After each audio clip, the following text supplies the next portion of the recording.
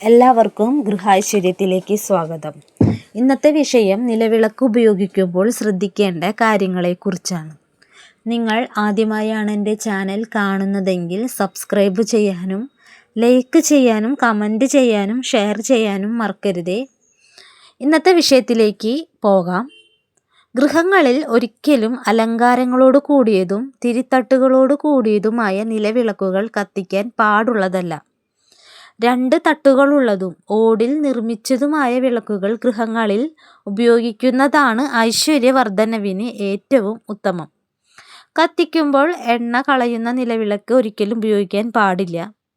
കരി പിടിച്ചതും പൊട്ടിയതുമായ നിലവിളക്കുകൾ ഉപയോഗിക്കാനും പാടില്ല. ഒരു പീഠത്തിലോ തളികയിലോ വെച്ച് ഗൃഹങ്ങളിൽ നിലവിളക്ക് കത്തിക്കുന്നതാണ് നല്ലത്. നിലവിളക്ക് കത്തിക്കുമ്പോഴും നമ്മൾ ചില കാര്യങ്ങൾ ശ്രദ്ധിക്കണം. അവ ഏതൊക്കെയാണെന്ന് നോക്കാം. ഒരു തിരിയിട്ട് വിളക്ക് കത്തിക്കാൻ പാടില്ല, ഒരിക്കലും ചെയ്യാൻ പാടില്ല. 2 തിരികൾ ചേർത്ത് തൊഴുതു നിൽക്കുന്നത് പോലെ ഒരു ദിക്കിലേക്കിട്ട് കത്തിക്കാവുന്നതാണ്. രാവിലെ കിഴക്കോട്ട് ഒരു തിരിയിട്ട് കത്തിക്കുന്നതും വൈകുന്നേരം 2 തിരികൾ കിഴക്കോട്ടും പടിഞ്ഞാറോട്ടിട്ട് കത്തിക്കുന്നതുമാണ് പൊതുവെയുള്ള രീതി. കൂടാതെ ചില ഗൃഹങ്ങളിൽ 3 തിരിയിട്ടും നിലവിളക്ക് കത്തിക്കും. ചില ഗൃഹങ്ങളിൽ 5 തിരിയിട്ടും നിലവിളക്ക് കത്തിക്കും. 5 തിരിയിട്ട് കത്തിക്കുമ്പോൾ 4 ദിക്കിലേക്കും 5ാമത്തെ തിരി വടക്ക് കിഴക്ക് ഭാഗത്തേക്കും ആയിട്ടാണ് ഇടാറ്. 3 തിരിയിട്ട് കത്തിക്കുമ്പോൾ കിഴക്കോട്ടും പടിഞ്ഞാറോട്ടും വടക്കോട്ടും ഇട്ടാണ് കത്തിക്കാറ്. വിളക്ക് കത്തിക്കുമ്പോൾ ശുദ്ധമായ എണ്ണയാണ് ഉപയോഗിക്കേണ്ടത്. ഗൃഹങ്ങളിൽ നിലവിളക്ക് കത്തിക്കാൻ ശുദ്ധമായ വെളിച്ചെണ്ണ, എള്ളെണ്ണ എന്നിവ ഉപയോഗിക്കാവുന്നതാണ്. ഒരിക്കലും ധാരാളം കറുത്ത പുക ഉയരുന്ന തരത്തിലുള്ള എണ്ണ ഉപയോഗിക്കാൻ പാടില്ല.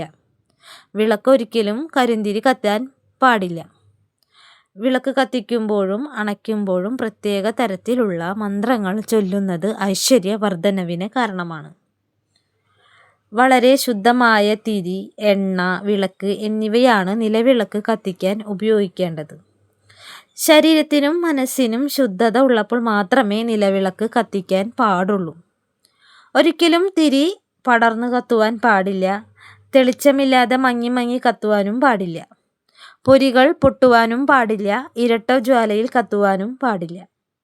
കാരണമില്ലാതെ ഒരിക്കലും കെടാനും പാടില്ല നിലവിളക്ക്. നിലവിളക്കിലെ തിരി കെടുത്തുമ്പോഴും പ്രത്യേകം ശ്രദ്ധ വേണം. ഒരിക്കലും തിരി നമ്മൾ ഊതിക്കെടുത്തുവാൻ പാടില്ല.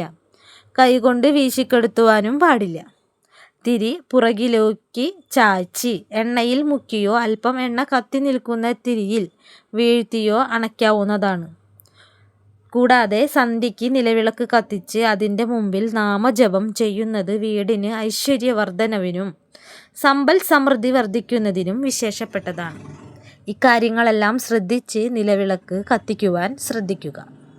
അടുത്ത വീഡിയോയിൽ കാണുന്നത് വരെ നന്ദി, നമസ്കാരം.